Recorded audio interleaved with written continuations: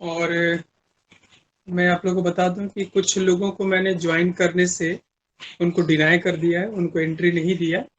उसका कारण आप समझ ही रहे होंगे। जो दिशा निर्देश हमने दिया था उसमें से कुछ लोग ऐसे नजर आए जो उसका पालन नहीं किए। जैसे कि कई लोगों के फोटोग्राफ्स नहीं थे जो ज्वाइन करना चाह रहे थे, और दो ऐसे कैंडिडेट दिखे जिनका नाम नहीं था, फोटो तो था पर नाम नहीं था। हो सकता है कि उनकी आप लोगों से बातचीत हो तो आप लोग ये बात स्पष्ट कर सकते हैं। हालांकि वो अगर हमें मैसेज करेंगे तो हम उनको स्पष्ट कर देंगे। अभी भी आप में से कुछ लोग कोशिश करिए कि अपना आप लोग कम से कम अपना गर्दन के ऊपर का फोटो आपका क्लियर दिखे। काफी दूर का फोटोग्राफ जो है वो मेरे लिए थोड़ी दिक्कत कर रहा है उनको पहचानने में कि वो कैंडिडेट कौन है। पर फिलहाल जो है वो ठीक है, तो उसको प्रयास करिएगा कि आपका प्रोफाइल फोटो ठीक हो। इस अभी आप में से जितने लोग जुड़े हुए हैं इनमें से एक दो को छोड़ करके बाकी सभी का बिल्कुल परफेक्ट है। खैर, तो आज हम लोग अपने सिलेबस का केवल परिचय लेंगे कि आपका जो सिलेबस है वो सिलेबस क्या कहता है, उसमें कुल कितने यूनिट्स हैं, कौन कौन से टॉपिक्स हैं, यही टॉपिक आपके सिलेबस में क्यों है, और इन सभी टॉपिक्स को पढ़ने के लिए क्लास के अलावा किन किताबों की आवश्यकता पड़ सकती है, जिन्हें आप या तो ऑनलाइन परचेज कर सकें या फिर आप इंटरनेट से उसको फ्रीली डाउनलोड कर सकें। तो कुल इन्हीं बातों की चर्चा आज हम लोग करेंगे। मुझे ऐसा लगता है कि आप में से कई लोगों के साथ हम लोग पहले पढ़ चुके हैं। क्या मैं सही बोल रहा हूँ? Yes sir. जी सर। ठीक है, तब तो मेरे लिए बड़ी आसानी होगी, सो दैट कि आप मेरा नेचर समझते हैं, हम लोग का पढ़ने पढ़ाने का तरीका समझते हैं।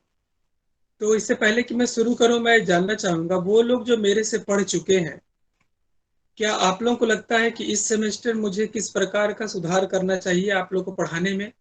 ऐसी कोई चीज जो आप अपेक्षा करते थे पर वो आपको नहीं मिला क्लास के दौरान पढ़ाई में? तो अगर आप ऐसा चाहेंगे तो मैं उन चीजों में बदलाव करने को तैयार हूँ।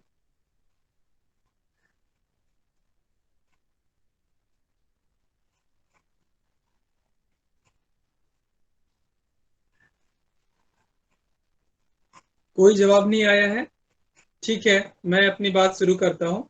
सिलेबस का आपका टॉपिक है ancient Indian religions, Shramanic, Jainism and Buddhism. प्राचीन भारतीय धर्म, जिसमें कि श्रमण धर्म, जैन धर्म और बौद्ध धर्म की बात हम करेंगे। ध्यान रहे, जैन धर्म और बौद्ध धर्म भी श्रमण धर्म ही है।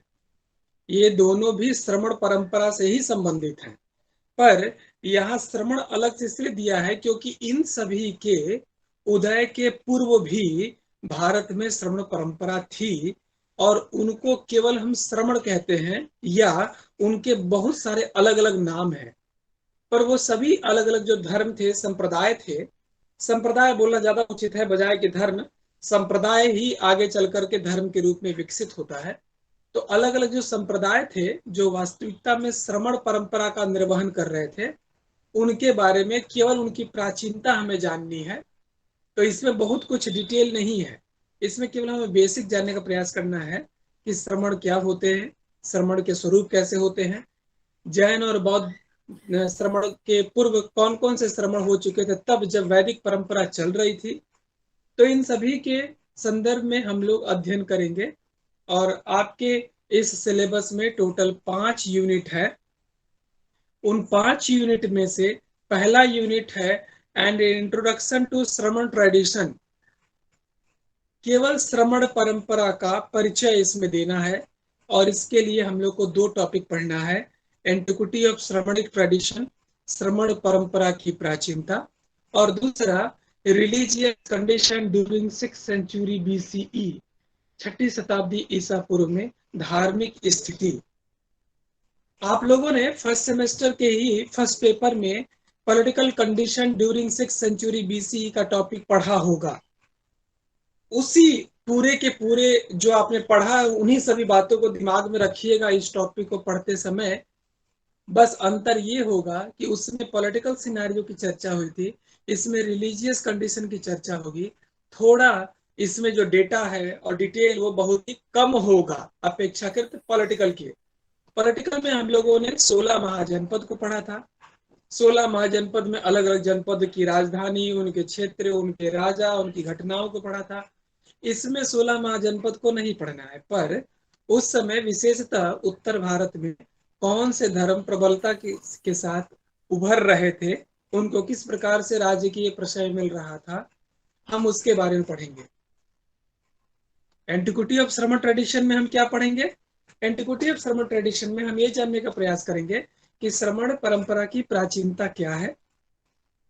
क्या जैन और बौद्ध के पूर्व भी कोई ऐसी परंपरा थी? बिल्कुल थी, जो वैदिक धर्म के पैरेलल थे।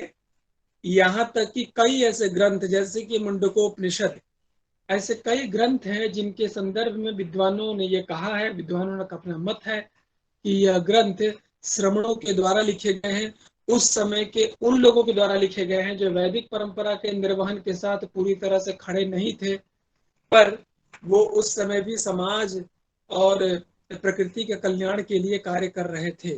तो वो कौन लोग थे? उनकी प्राचीनता के आधार क्या है? उन्हें हम पहचान कैसे सकते हैं? क्या ये परंपरा आज भी जीवित है आधुनिक समाज में? कुल इन्हीं तथ्यों को हम अध्ययन करेंगे। इसके लिए मैं आप लोगों को एक पीडीएफ लिंक दूंगा। ये मेरे द्वारा लिखा हुआ 4-5 वर्ष पहले हमने श्रमण परंपरा पर एक लेख लिखा है, केवल आप ही लोगों के लिए, विद्यार्थियों के लिए ही, और वो एक परिचयात्मक लेख है, शुद्ध हिंदी में। सामान्य भाषा में, हिंदी भी बड़ी अलग अलग भाषा होती है, बड़ी क्लिष्ट भी होती है। हमारी हिंदी क्लिष्ट नहीं है, मैंने बिल्कुल सामान्य भाषा में उसको लिखा है। और वो ये इसी विश्वविद्यालय, काशी हिंदू विश्वविद्यालय का की जो पत्रिका है प्रज्ञा, उसी प्रज्ञा से में वो प्रकाशित हुआ है। आप ही लोगों के लिए उसको लिखा गया है। और इस सेमेस्टर में